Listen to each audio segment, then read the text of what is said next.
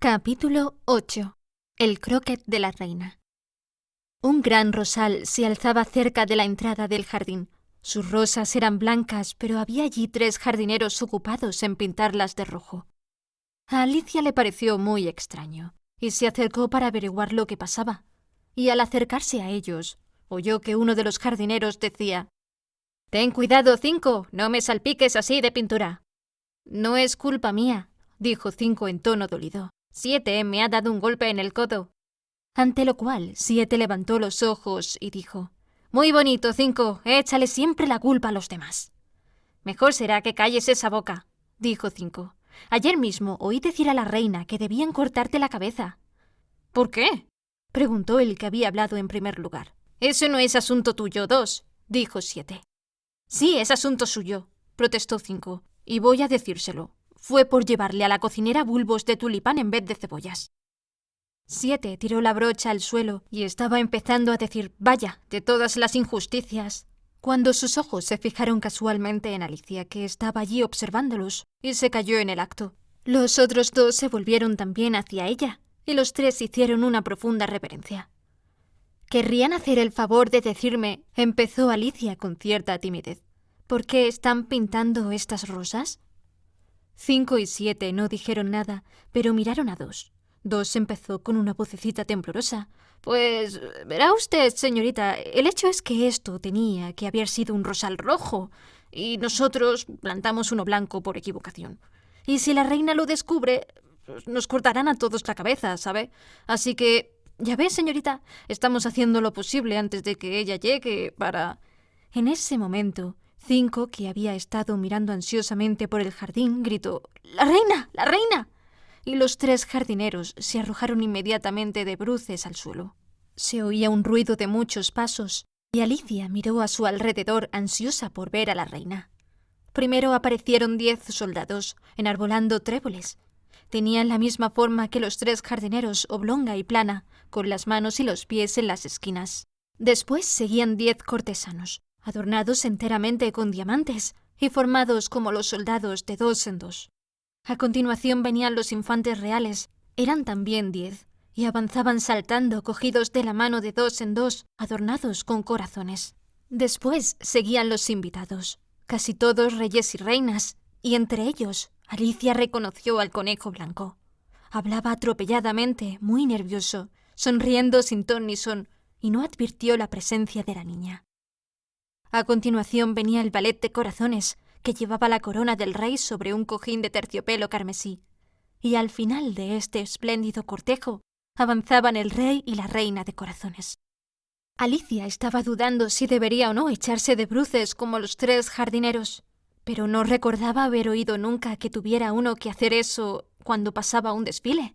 Y además pensó: ¿de qué serviría un desfile si todo el mundo tuviera que echarse de bruces, de modo que no pudiera ver nada? Así pues, se quedó quieta donde estaba y esperó. Cuando el cortejo llegó a la altura de Alicia, todos se detuvieron y la miraron, y la reina preguntó severamente: «¿Quién es esa?». La pregunta iba dirigida al ballet de corazones, pero el ballet no hizo más que inclinarse y sonreír por toda respuesta. «¡Idiota!», dijo la reina, agitando la cabeza con impaciencia, y volviéndose hacia Alicia le preguntó: «¿Cómo te llamas, niña?». «Me llamo Alicia, para servir a su majestad», contestó Alicia en un tono de lo más cortés, pero añadió para sus adentros: «Bueno, a fin de cuentas, no son más que una baraja de cartas, no tengo por qué sentirme asustada». «¿Y quiénes son estos?», siguió preguntando la reina mientras señalaba a los 3 jardineros que yacían en torno al rosal. Porque, claro, al estar de bruces solo se les veía la parte de atrás, que era igual en todas las cartas de la baraja, y la reina no podía saber si eran jardineros o soldados, o cortesanos, o 3 de sus propios hijos. «¿Cómo voy a saberlo yo?», replicó Alicia, asombrada de su propia audacia. «No es asunto mío». La reina se puso roja de furia, y tras dirigirle una mirada fulminante y feroz, empezó a gritar: «¡Que le corten la cabeza! ¡Que le corten!». «¡Tonterías!», exclamó Alicia en voz muy alta y decidida. Y la reina se calló. El rey le puso la mano en el brazo y dijo con timidez: Considera, cariño, que solo se trata de una niña. La reina se desprendió furiosa de él y dijo al valet: «Dadles la vuelta a estos». Y así lo hizo el valet, muy cuidadosamente, con un pie. «¡Arriba!», gritó la reina en voz fuerte y detonante. Y los 3 jardineros se pusieron en pie de un salto y empezaron a hacer profundas reverencias al rey, a la reina, a los infantes reales, al valet y a todo el mundo. «¡Basta ya!», gritó la reina. «Me estáis poniendo nerviosa». Y después, volviéndose hacia el rosal, continuó: «¿Qué diablos habéis estado haciendo aquí?». «Con la venia de su majestad», empezó a explicar Dos en tono muy humilde e hincando en el suelo una rodilla mientras hablaba. «Estábamos intentando». «Ya lo veo», estalló la reina, que había estado examinando las rosas. «¡Que les corten la cabeza!». Y el cortejo se puso de nuevo en marcha, aunque 3 soldados se quedaron allí para ejecutar a los desgraciados jardineros, que corrieron a refugiarse junto a Alicia. «No os cortarán la cabeza», dijo Alicia, y los metió en una gran maceta que había allí cerca. Los 3 soldados estuvieron algunos minutos dando vueltas por allí buscando a los jardineros, y después se marcharon tranquilamente tras el cortejo. «¿Han perdido sus cabezas?», gritó la reina. «Sí, sus cabezas se han perdido, con la venia de su majestad», gritaron los soldados como respuesta. «Muy bien», gritó la reina. «¿Sabes jugar al croquet?». Los soldados guardaron silencio y volvieron la mirada hacia Alicia, porque era evidente que la pregunta iba dirigida a ella. «Sí», gritó Alicia. «Pues andando», vociferó la reina. Y Alicia se unió al cortejo, preguntándose con gran curiosidad qué iba a suceder a continuación. Hace un día espléndido», murmuró a su lado una tímida vocecilla. Alicia estaba andando al lado del conejo blanco, que la miraba con ansiedad. «Mucho», dijo Alicia. «¿Dónde está la duquesa?». «Chitón, chitón», dijo el conejo en voz baja y apremiante.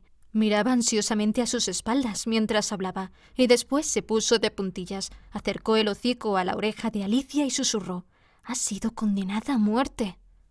«¿Por qué motivo?», quiso saber Alicia. «¿Has dicho pobrecilla?», preguntó el conejo. No he dicho eso. No creo que sea ninguna pobrecilla. He dicho por qué motivo». «Le dio un sopapo a la reina», empezó a decir el conejo, y Alicia le dio un ataque de risa. «¡Chitón, chitón!», suplicó el conejo con una vocecilla aterrada. «¡Va a oírte la reina!». Lo ocurrido fue que la duquesa llegó bastante tarde, y la reina dijo: «¡Todos a sus sitios!», gritó la reina en voz de trueno. Y todos se pusieron a correr en todas direcciones, tropezando unos con otros. Sin embargo, unos minutos después ocupaban sus sitios y empezó el partido. Alicia pensó que no había visto un campo de croquet tan raro como aquel en toda su vida. Estaba lleno de montículos y de surcos. Las bolas eran erizos vivos, los mazos eran flamencos vivos, y los soldados tenían que doblarse y ponerse a 4 patas para formar los aros. La dificultad más grave con que Alicia se encontró al principio fue manejar a su flamenco. Logró dominar el pajarraco metiéndolo debajo del brazo, con las patas colgando hacia atrás, pero casi siempre, cuando había logrado enderezarle el largo cuello y estaba a punto de darle un buen golpe al erizo con la cabeza del flamenco, éste torcía el cuello y le miraba derechamente a los ojos con tanta extrañeza que Alicia no podía contener la risa. Y cuando le había vuelto a bajar la cabeza y estaba dispuesta a empezar de nuevo, era muy irritante descubrir que el erizo se había desenroscado y se alejaba arrastrándose. Pero si todo esto no bastara, siempre había un montículo o un surco en la dirección en que ella quería lanzar el erizo. Y como además los soldados doblados en forma de aro no paraban de incorporarse y largarse a otros puntos del campo, Alicia llegó pronto a la conclusión de que se trataba de una partida realmente difícil. Los jugadores jugaban todos a la vez, sin esperar su turno, discutiendo sin cesar y disputándose los erizos. Y al poco rato la reina había caído en un paroxismo de furor y andaba de un lado a otro dando patadas en el suelo y gritando a cada momento que le corten a este la cabeza o que le corten a esta la cabeza. Alicia empezó a sentirse incómoda. A decir verdad, ella no había tenido todavía ninguna disputa con la reina, pero sabía que podía suceder en cualquier instante. ¿Y entonces? Pensaba. ¿Qué será de mí? Aquí todo lo arreglan cortando cabezas. Lo extraño es que quede todavía alguien con vida. Estaba buscando, pues, alguna forma de escapar y preguntándose si podría irse de allí sin que la vieran, cuando advirtió una extraña aparición en el aire. Al principio quedó muy desconcertada, pero después de observarla unos minutos, descubrió que se trataba de una sonrisa y se dijo: «Es el gato de Cheshire. Ahora tendré a alguien con quien poder hablar». «¿Qué tal estás?», le dijo el gato en cuanto tuvo hocico suficiente para poder hablar. Alicia esperó hasta que aparecieron los ojos y entonces le saludó con un gesto. «De nada servirá que le hable», pensó, «hasta que tenga orejas, o al menos una de ellas». Un minuto después había aparecido toda la cabeza, y entonces Alicia dejó en el suelo su flamenco y empezó a contar lo que ocurría en el juego, muy contenta de tener a alguien que la escuchara. El gato creía sin duda que su parte visible era ya suficiente y no apareció nada más. «Me parece que no juegan ni un poco limpio», empezó Alicia en un tono quejumbroso. «Y se pelean de un modo tan horrible que no hay quien se entienda, y no parece que haya ninguna regla. Y si las hay, nadie hace caso a ellas. Y no puedes imaginar qué lío es el que las cosas estén vivas. Por ejemplo, allí va el aro que me tocaba jugar ahora, justo al otro lado del campo. Y le hubiera dado ahora mismo al erizo de la reina, pero se largó cuando vio que se acercaba el mío». «¿Qué te parece la reina?», dijo el gato en voz baja. «No me gusta nada», dijo Alicia. «Es tan exagerada».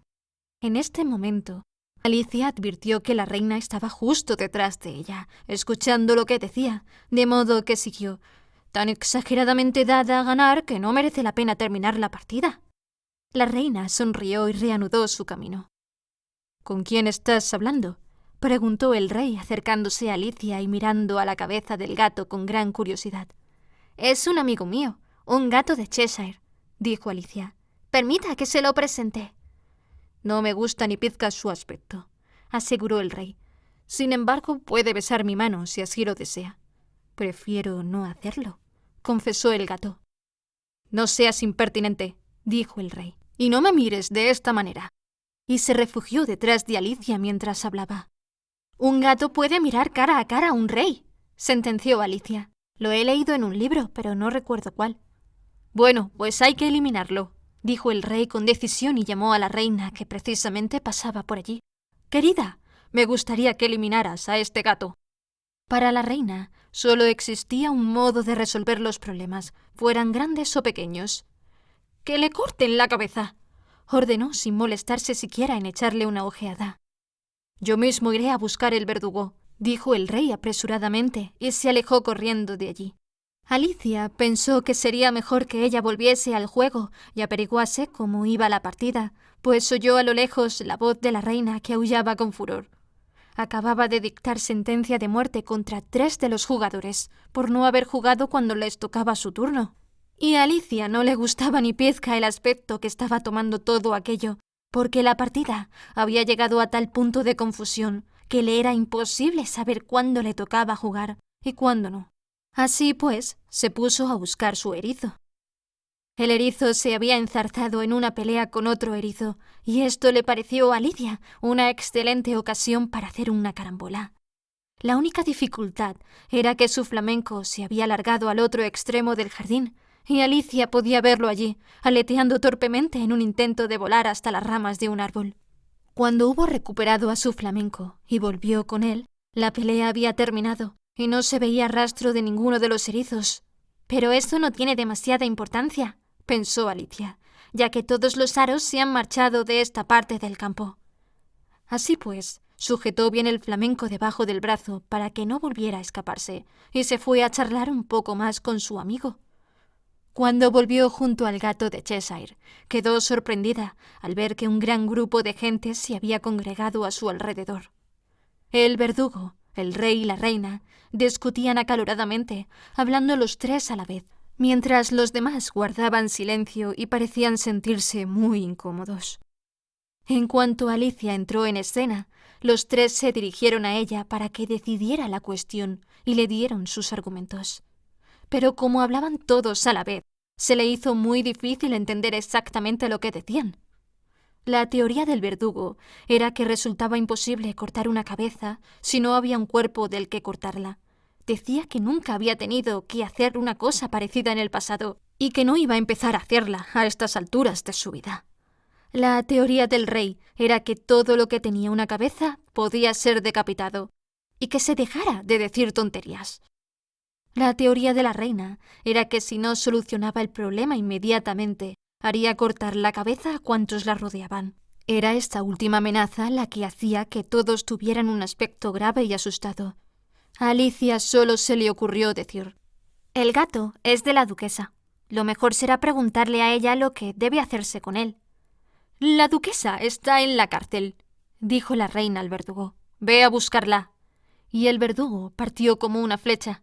La cabeza del gato empezó a desvanecerse a partir del momento en el que el verdugo se fue, y cuando éste volvió con la duquesa, había desaparecido totalmente.